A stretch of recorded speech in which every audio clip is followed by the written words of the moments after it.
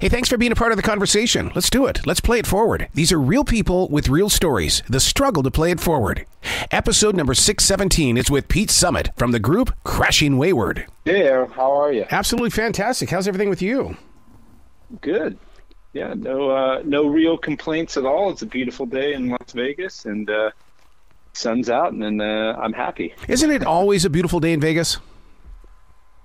You know what? I think, being from Southern California, especially living on the coast for the last, 10 years, 15 years of my life, I have better weather here in Las Vegas than stereotypical Southern California. Yeah. Hey, congratulations on the band's new song, Stranger Days, dude. This is a good song. I mean, it doesn't waste any time getting to the story. Oh, well, thank you. I appreciate that. Yeah, it was that was a fun one to write and record, and it was one of those ones that when we recorded it, it was just like I couldn't wait for it to come out. So here we are. It did drop with the album Listen, but as a standalone single, it's exciting to have it out. Absolutely. Finally. And the thing about it is that it can fit onto so many different platforms. I mean, even an adult top 40 station could pick this song up and have some success with it. Yeah, I think it's kind of one of those universal songs. It kind of, although we are a modern rock band, it's kind of something that I believe would translate to a lot of different people's taste in music. So yeah, like what you're saying, top 40 maybe, adult contemporary. It's just a storytelling song. And anthemic is what I was really hoping to portray vocally. Yeah. So I think we caught that with this. Did you guys go into the song knowing that listeners would probably sing along with it? I think I kind of, in the back of my mind, intentionally, subconsciously want everybody to sing along to our songs, So when I'm writing a song and coming up with, the lyrics and melody, I imagine myself on stage and everybody singing back at me. So, if they are doing that to this song, then I welcome it and love it. Well, we can't go without talking about that album cover. My God, you guys really this could fit into any place, anywhere in the world.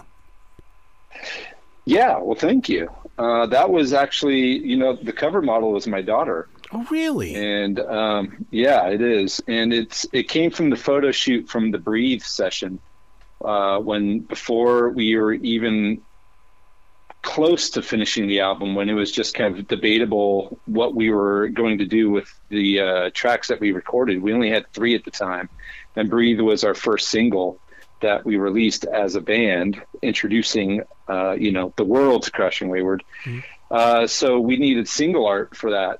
Album single art for that. And we used my daughter during COVID, and the whole thing with, the tape over the mouth. Yeah. And just kind of, it kind of just became the branding, of the band. Wow. So we had to roll with it when it came down to the album and titling it Listen. And, the tape over her mouth it was just kind of like spoke for itself. So absolutely, we had to do it. Speaking of that song, Breathe, man, you guys go all out with that bass beat. And then to have that filtered lead vocal, man, good combination. Oh, thank you. Thank you. Got to give a shout out to Mike Gillies, our producer, engineer, and the one who mixed the album. So, yeah, I think that's one of my proudest songs for sure. Yeah, when you filter the voice like that, I can't imagine the meeting that you have to have. Hey, everybody, I've got an idea. This is what we're going to do, and then we'll sharpen the vocals a little bit later on. But right now, I think a thinned out voice would be the best. Oh, I just came in with a megaphone and said we're doing this. Did you? No, I'm kidding. I say, man, they've got tools for that, man. You don't have to. Yeah. No, straight analog plug in. We're doing it. Yeah. So now, what one-worded title on the album? What are you pointing to the listener, or is it that you guys were the listeners first, and now you're kind of passing it forward to us?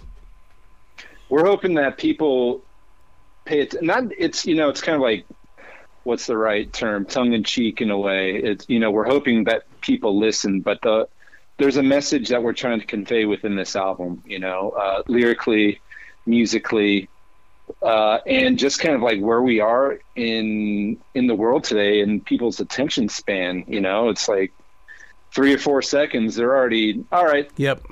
If we do what we used to do and take time and actually listen, then you might learn a lot more, or you might know what you're missing.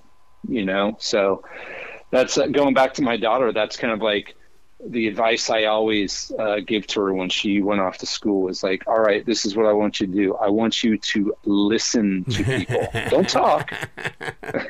Listen, and then think about what you're going to say and talk. So now, is that one of the reasons why Mouth to God's Ear is only 2 minutes and 29 seconds? Yeah, David Harris, one of the guitarists, we got Stacey David Blades and David Harris. But David Harris, he wrote the music to that one, and was and is a huge advocate for writing a shorter song, get to the chorus, don't bore us. And it was kind of like one of those things. It was like, for me, I've always came from a place where, maybe songs were 3.5 minutes, 4 minutes long in previous bands. And especially before this band, I was in a kind of like a metal band. So you know how long those songs can go. And you have a lot of time to write a story lyrically around that. But I love that he really challenged me to, hey, get to the chorus, don't bore us. And within that, trying to write a message or a story within that short of time frame was really kind of exhilarating. And now he kind of sends me music and I'm just like, all right, I got it, and we got a good thing going. I don't think there's 2 songs on this album that sound the same. I mean, look at Paper Airplane Heart. I mean, that in itself, that's a standalone. Oh, thank you. Yeah, I love that. I love that song. That's, I think that's kind of like a sleeper one on the album too, It's just one of those, I guess you would, and not to give it a bad rap, but it's a filler, but it's all killer, I love that song a lot. And there's such a good message to that, it's about, not giving up. Another year, another trip around the sun is talking, relating to life and,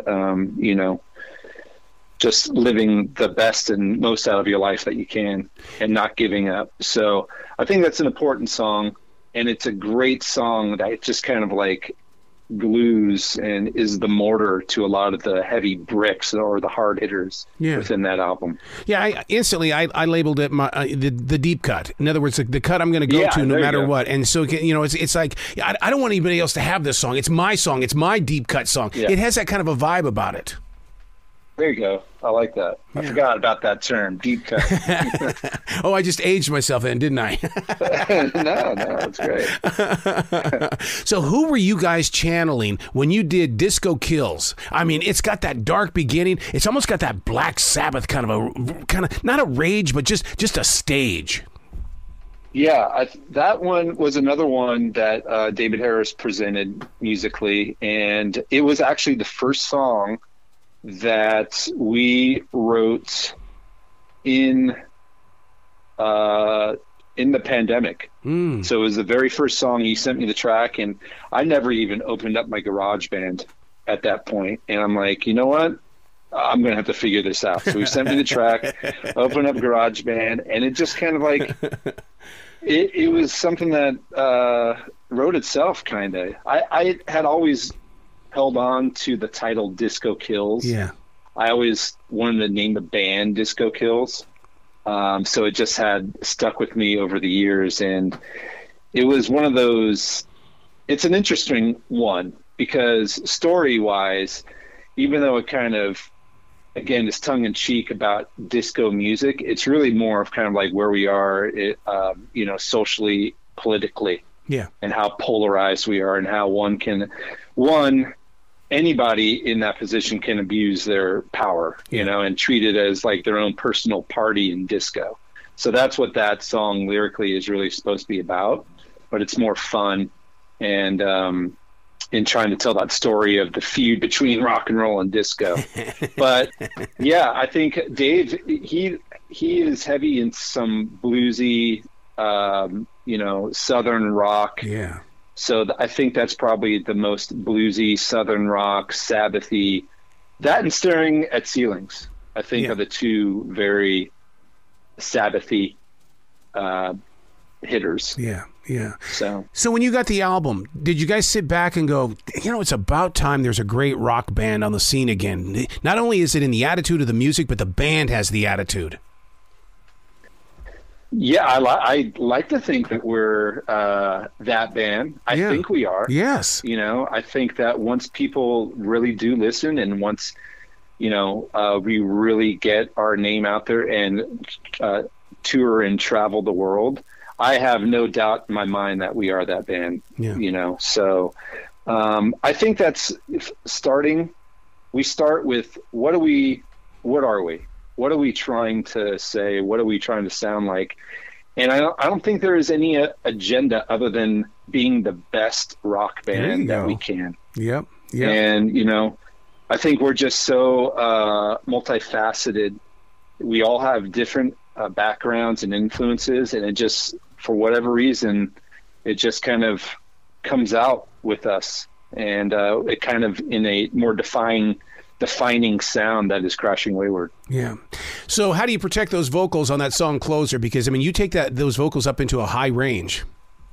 Yeah. I am very kind of regimented in kind of how I treat my voice. I don't, I drink a lot of Manuka honey and hot water and lemon.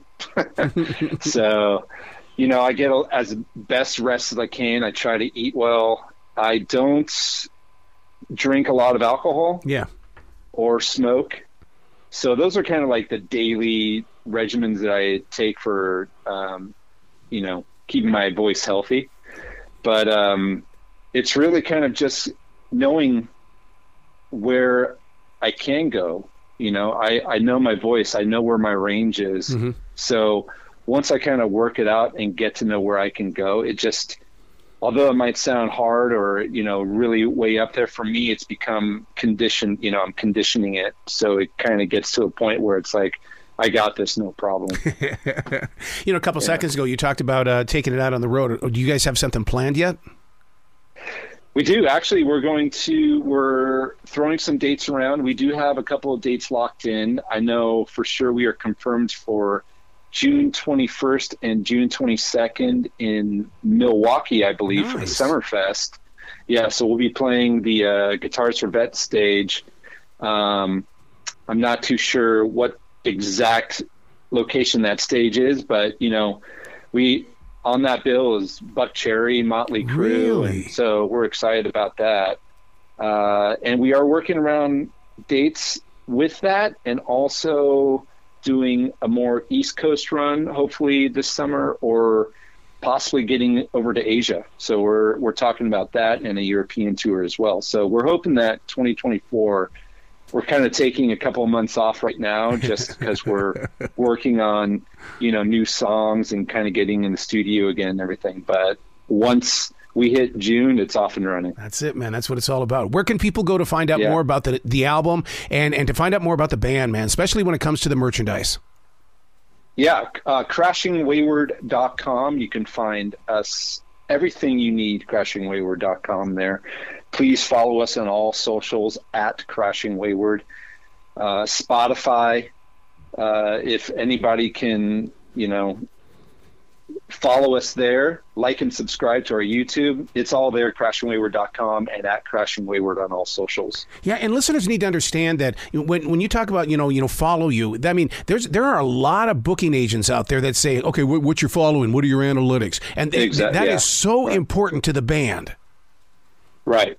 Yeah, that is, you know, if anything, if there has been any obstacle for us as a band to be fully transparent, it is because of socials, because people take a look at that and are like, well, your engagement is this or your followers or that. It's like, the truth is, you know, we're going to play a stage, we're going to play a city, and we're going to convince anybody that's there. And we're going to, you know, we're going to convert anybody into Crashing Wayward. So booking agents, please take note on Crashing Wayward. We will make you money. I love it. Please come back to this show anytime in the future. The door is always going to be open for you.